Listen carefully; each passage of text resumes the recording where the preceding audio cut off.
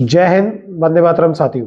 मैं धर्मेंद्र रघुवंशी पुनः एक नए वीडियो में आप सभी का बहुत बहुत स्वागत करता हूं। साथियों, आज की इस वीडियो में हम बात करेंगे अतिथि शिक्षकों को लेकर। हाल ही में यदि हम देखें तो विभिन्न जिलों से अतिथि शिक्षकों को लेकर कुछ ऐसे आदेश प्रसारित हुए हैं जिन्होंने अतिथि शिक्षकों की चिंता बढ़ा दी है।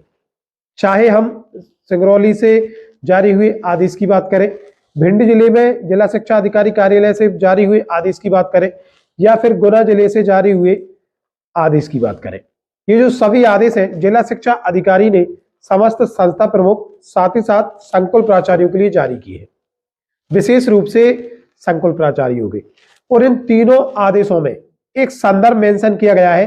8/1/2023 को लोक शिक्षण संचालनालय के संचालक महोदया ने समस्त जिला शिक्षा अधिकारियों की एक VC ली थी और इस VC में ये निर्देश दिए हैं समस्त जिला शिक्षा अधिकारियों को, ऐसी संस्थाएं जहां पर उच्च पद प्रभार से, स्थानांतरण से या नव नियुक्ति के माध्यम से कोई शिक्षक पहुंचे और किसी विद्यालय पर उस विषय के अतिथि शिक्षक कार्यरत है तो संबंधित अतिथि शिक्षकों को GFMS पोर्टल से हटाया जाए।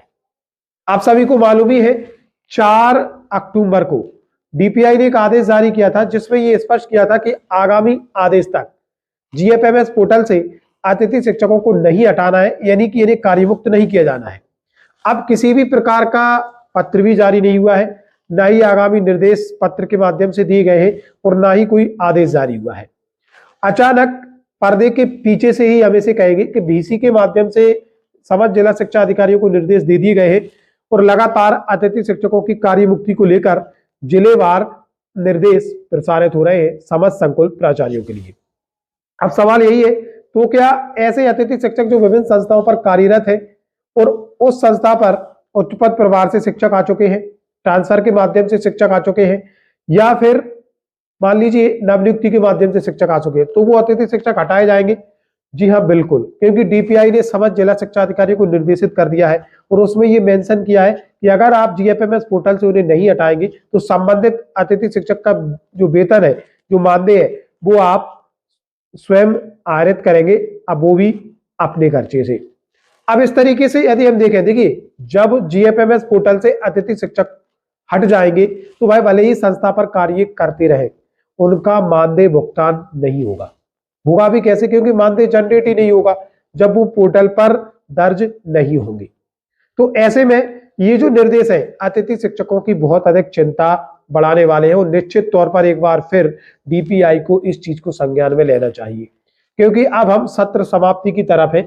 1 या 2 महीने और जो भी परिस्थितियां हो, ये सत्र कम से कम अतिथि शिक्षकों का पूर्ण कराया जाए, जो कि उनका ये जो पूर्ण सत्र है वो काउंट हो, और अगले सत्र से जो भी दिशा निर्देश होंगे अनुबंध को लेकर, पीरियड को लेकर, या फिर हम यूं कहें अन्य जो भी निर्देश अतिथि शिक्षकों को लेकर जारी किए जाएंगे, फिर उनके आधार पर आप विभिन्न संस्थाओं में अतिथि शिक्षकों की नियुक्ति कर सकते हैं। फिलहाल इस तरीके से अतिथि शिक्षकों को कार्यमुक्त करने के निर्देश जारी करना ये बिल्कुल भी समझ से परे रहा है।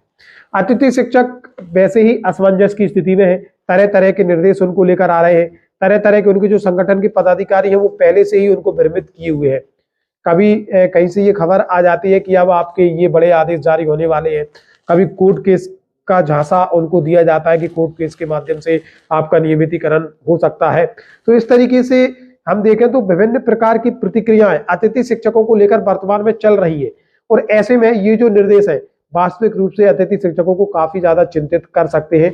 तो हम यह स्पष्ट करना चाहेंगे, साथ ही साथ हमारे जो वरिष्ठ सम्मानीय अधिकारी हैं उनसे भी अनुरोध करना चाहेंगे कि अतिथि शिक्षकों को ध्यान में रखते हुए, सहानुभूति पूर्वक विचार करते हुए उनके लिए सत्रांत तक कोई विशेष निर्देश आप जारी करें, ताकि जो अतिथि शिक्षक साथी हैं, ऐसे अतिथि शिक्षक साथी जिनकी नियुक्ति उच्च पद प्रभार प्रक्रिया, ट्रांसफर या फिर हम यूं कहें नवनियुक्त शिक्षकों के आने से प्रभावित हो रही है, वो सत्रांत तक अपनी सेवाएं दे पाए।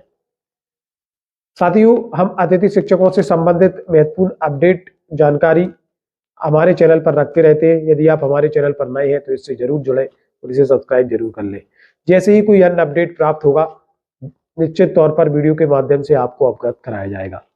ये था आज का महत्वपूर्ण अपडेट जो कि अतिथि शिक्षकों को लेकर था। मिलेंगे जल्दी नए अपडेट एवं नए टॉपिक के साथ, तब तक के लिए जय हिंद, जय भारत मित्रों।